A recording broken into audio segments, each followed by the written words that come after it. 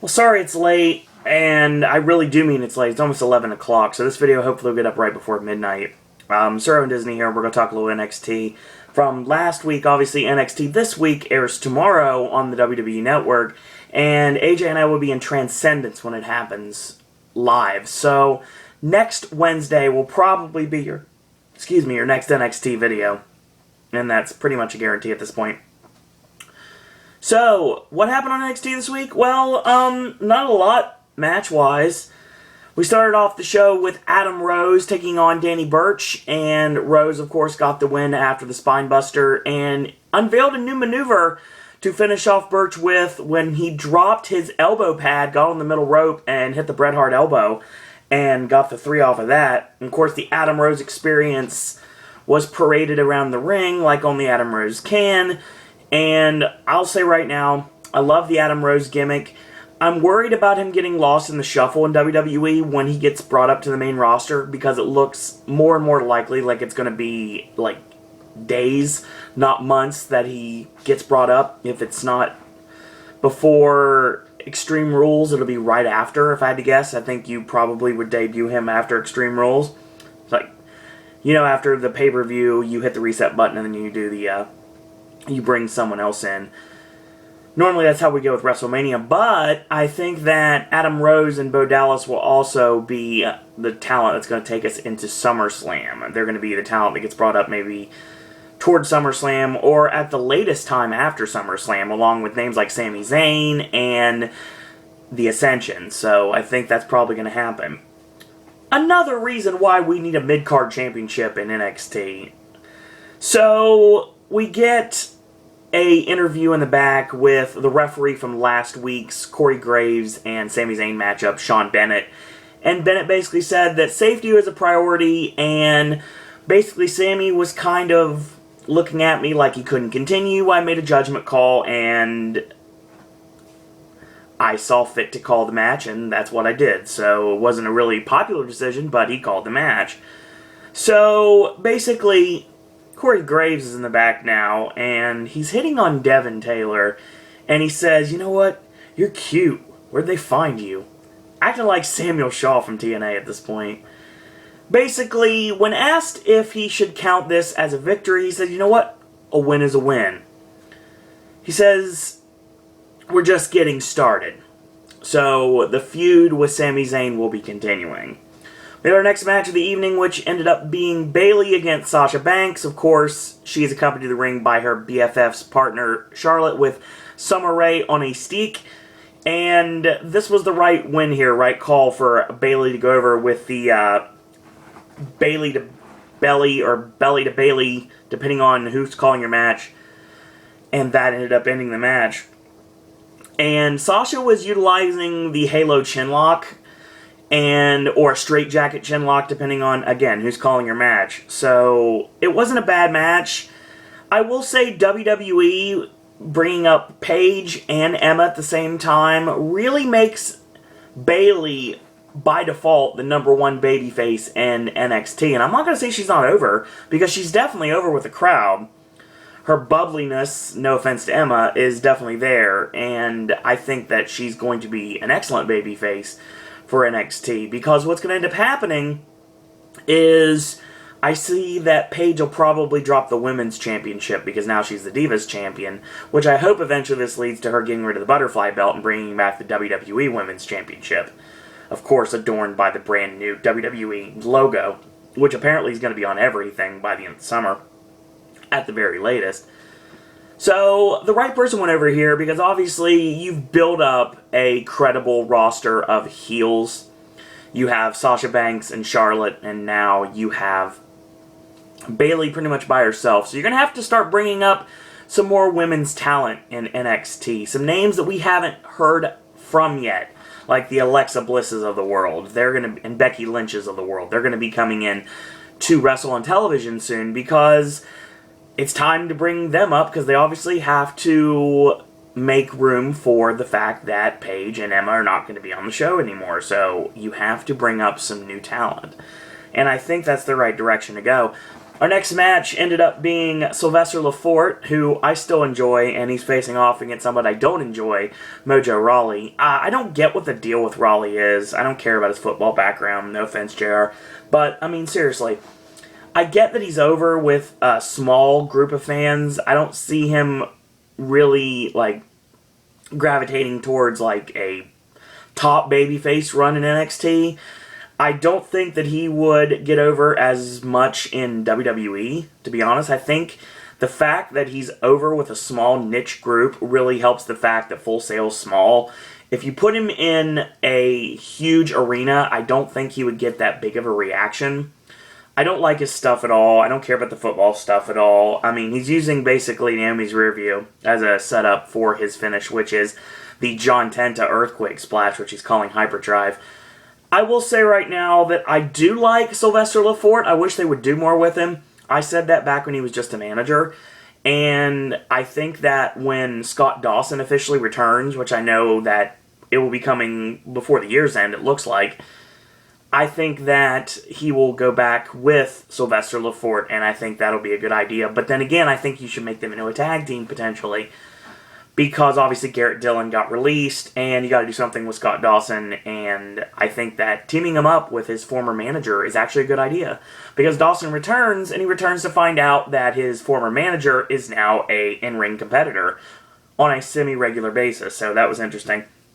The only thing good about this match was the introduction of Brodus Clay afterwards. He came in and interjected himself by powerbombing Sylvester Lefort after the match was over. He grabs the microphone after he does his splash off the middle turnbuckle and basically says that he's the main event player, and he calls out the NXT champion Adrian Neville. Neville, of course, comes out and basically says that he hasn't earned his shot yet, and Brodus says, you know what? I'm not getting held back anymore. Why don't you fight me like a man? And Neville says, you know what? All you do is complain and moan and whinge, whatever whinge is. I've never heard of that word before. You've had your opportunities, but unlike you, I haven't squandered mine. So they get face to face in the center of the ring. And he says, for a small dog, you have such a big bark. And Neville retorts by saying, you know what? I thought you'd be taller. So Brodus bombs out, and we have more seeds being planted for the next challenger for Adrian Neville's NXT Championship. I like this Brodus Clay. This Brodus Clay, I think, will work really well. The monster Brodus Clay, going back to his G-Rilla gimmick from Florida Championship Wrestling, I would think that this gimmick will work really well for Brodus Clay. I like this I'm the main event player thing. It started in WWE, but it kind of got snuffed out before it could go any further. So I think that now it's in NXT, I think it'll flourish, given the fact that in NXT, he's a big fish in a small pond. In WWE, he's a small fish in a big pond. So yeah, that's pretty much an analogy I want to throw out there for you guys. Also, we ended up getting a return backstage from Oliver Gray, which hasn't been seen for quite a while. He was off with an injury for a long time, and watched his former tag team championship partner, Adrian Neville, go on to bigger and better things, that being the NXT Championship. And he's about ready to talk, and Camacho comes in with the interruption, and all he wants to do is berate Adam Rose. Said it's not about party rocking, and calls him a poser. See, Adam Rose has better taste than rejects like LMFAO. So Oliver Gray's like, you know what? You're kind of disrespecting me by coming in and interrupting my interview time, so how about we face off next week? So that's the first of many matches that's made for the show that's airing tomorrow. It looks like it's going to be Camacho and Oliver Gray. So I don't have an issue with that. And Brodus Clay continues to want a shot at the NXT Championship. So Devin's in the back, and here comes Khali. Well, Khali's on Raw or SmackDown, so that's a good thing. Khali on NXT, I don't know how this is going to work, but he sets up a match for himself as well. And he says, I'm feeling great, so much good. So Bayley comes in and just hugs him, and he's like, what's going on? Why is this girl hugging me? Obviously he doesn't say that, but that's what he's thinking. He's like, you know, you're really slippery. Because Bayley reminds me of a female version of Garth from Wayne's World. So, of course, somebody has to interrupt, and ends up being the environmentally conscious CJ Parker. He basically says, well, please tell me you recycle, because I'm sure your waste is a lot worse than anybody else's. So, he says something in Punjabi that I've never heard before.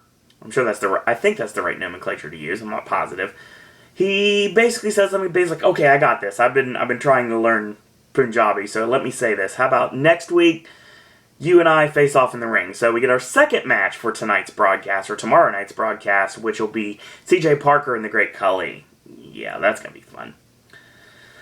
So Bo Dallas comes out, and of course, he's all smiles as always. He says, you know what? A lot of people say they're next in line, but it's still Bo time. The voices of the Bo leavers cannot be silenced. Now there's a yes movement, and Daniel Bryan occupied Raw, and it got him a World Heavyweight title shot. And he's a B-plus player. I deserve my shot. The Bo movement is here. I asked my Bo leavers on social media over the day to gather here with me tonight. Join me and let our voices be heard. Let's occupy NXT. Almost like they were told to do something. Once again, the worst wink in the history of winking. The fans, turn their back and start chanting no. So, Bo has a conniption. And he says, I gave you cookies! That should have been his ending line, because that's brilliant, by the way. He could have said whatever you want. He's like, he's putting over the fact that he's been NXT champion for 280 days, and he was the best champion in NXT history. No, he should have ended with, I gave you cookies. But he started with it, so pretty much just blew his promo right away, because obviously, I gave you cookies should have been the ending line. And he just simply says, this stinks, drops the microphone, and leaves. Fans are chanting no more Bo, and he's throwing a temper tantrum when he gets back in the ring, and here comes JBL. But before that, while he's about to enter the ring, Bo is in tears on his hands and knees saying, let's go Bo, cheering for himself as always. He says, this is the worst Occupy attempt I've ever seen. You couldn't occupy a teeter-totter. But, you know what? I admire you, but you're not getting a title shot. But since you do want to fight, how about you face one of my South African friends? Who knew? And it ends up being Justin Gabriel. So we get our main event of the evening, Bo Dallas and Justin Gabriel. This match was fast-paced, and that's not always a good thing. I will say right now that there was a lot of awkwardness in the matchup, because Gabriel was on another plane, and sometimes when you go way too fast in a match, you make mistakes, and there were a lot of mistakes made in this match.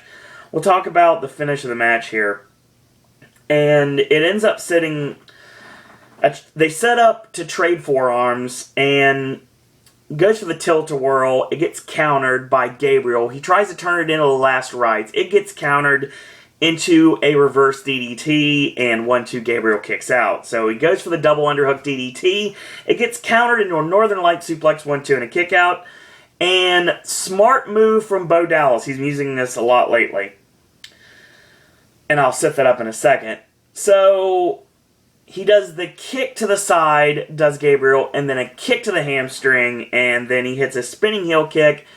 He springboards off the middle rope and misses the moonsault. Basically a K-Brada moonsault. Or the lion salt, depending on who's calling your match. Goes for the double underhook DDT, gets rolled up in a small package, 1-2, and Bo Dallas kicks out. Bo swiftly kicks the kneecap. Crumbles does Justin Gabriel, and then the double underhook DDT finishes it for Bo Dallas. Overall, this show was kind of there. Not really anything of worth on the show. I will say that Adam Rose is awesome. I like seeing them do something else with Danny Burch. I like the soccer hooligan gimmick. The kind of what they were doing with Antonio Cesaro when he first came in, the stuff he did with Oksana, that weirdness they did. We can go in that direction, but a little bit different. if you really want to go into it, I kind of want it to turn into like the Desmond Wolfe gimmick that Nigel McGuinness was doing in TNA. That's what I would do with Danny Burch, and maybe push him, because we need more homegrown talent, because if NXT keeps bringing up their talent to the big leagues, then they're going to have to get more guys. And Bayley beating Sasha Banks, no issues with that. Bayley needs to be strong, because she is now the only on-television babyface in NXT. That's full-time. Mojo Rawley, still, I don't care about him. Sylvester LaForte still looking great in defeat. I like what they're doing with Adrian Neville, setting it up with Brodus Clay. I think that feud actually might work, to be totally honest. I think we do a few like non-title matches and put Brodus over, and then give him the title match, and then, of course, he loses to Neville, so Neville can go into bigger and better things. I think this leads to maybe Sami Zayn and Corey Graves battling for a number one contenders match, and the winner of that match goes on to face Neville. And, of course, Sami Zayn wins, and we get our end game that I've been talking about for months of Sami Zayn winning the NXT Championship before Adrian Neville goes up to the main roster. Which may end up happening sooner rather than later, because they seem to want to really elevate people fast. I like the fact that they're doing something with the mid-carders, or even the low mid-carders in this case, like the Oliver Gray stuff when he was trying to cut a promo, he got interrupted by Camacho, just wanted to bash Adam Rose. You have a storyline there, you have two storylines. Camacho obviously is jealous of Adam Rose's television time, and the fact that he is a poser if you will. And of course, Oliver Gray's like, you know what, I just wanted to talk because I haven't had any television time for a long time, so you know what, you disrespected me, and we're going to face off for that reason. So we got that started now. Khali's on NXT, which is bizarre, and sets up a match with CJ Parker for this week. And then Bo Dallas tries to occupy NXT, and basically he occupies just by himself. No fans, nothing. Ends up getting JBL's like, you know what? I admire your moxie, but you know what? I'm not going to give you a title match. You can face Justin Gabriel, and that's what he does. And it was kind of it was an okay match for what it was, but like I said, it really suffered for being so fast-paced. Fast-paced is not always great, because fast-paced, sometimes you go so fast you make mistakes, and a lot of mistakes made in that match, but Bo Dallas comes out on top. I will say there's another reason that we should have a mid-card championship in NXT. I don't know exactly what you would call it. Like I said, my 2K14 season, I have made the Internet Championship the NXT title. Maybe like do something with like the old FCW 15 title or FCW 10 title, the one that Seth Rollins used to have. Do something like that. Do maybe like 10-minute matches, 15-minute matches, and you can have the mid-carders give something to fight for. So you have guys like, if they're wanting to push Mojo Rawley, he's not ready to go after Neville, and you want to push Adam Rose, he's not necessarily ready, even though he looked like he was going to win the NXT Championship back in his former guise of Leo Kruger. You also have reason to work with guys like Tyler Breeze and CJ Parker, maybe, if you ever want to do anything with them. Bo Dallas, obviously a main eventer. You have Sami Zayn's a main eventer. Corey Graves is a main eventer. I mean, you have a lot of people you can work with, and I think that's the right direction to go. Obviously, everybody can't be on the show every week because you only have an hour and you also have storylines to get across, but it's an ongoing process, and I enjoy NXT every week. This show, though, if I had to recommend something, I can't say it's a skip, but it's just like, there's not much to it. Basically just setting up for matches tomorrow. So, let me get this straight. So tomorrow on NXT, we're going to get a matchup between Oliver Gray and Camacho. We're going to get the Great Khali and CJ Parker, and that's all we know as of right now, so who knows what's going to happen on top of that. So, yeah. That was NXT from last week, and I'm sorry it was a week behind, but it's just how it works sometimes. And, yay, perfect timing. So, wrestling fans, we'll talk wrestling yet again on, don't know yet, it might be Sunday? No, Monday. It'll probably be Monday. It'll definitely be Monday, because Monday, AJ and myself are going to Athens to go see Under the Skin and the Grand Budapest Hotel. So, I'm not going to have a Raw video on Tuesday night. I won't do it. I won't be able to watch it live. So I will do SmackDown on Monday before I leave. And then on Tuesday, after I get home from work, I am going to go and take care of Raw. So Raw is going to be a Tuesday video, but it's going to be a late Tuesday video. It's probably not going to be up till the wee hours of the morning, so yeah. So in the meantime, if you like these videos, tell your friends about them, leave a comment, do subscribe, and help spread the word about Pop. Like our Facebook fan page, Sir Owen Disney Pop. If you'd like to follow me on Twitter, it's at Sir Owen Disney. If you'd like to be my friend on Facebook, send me a friend request at Owen Disney.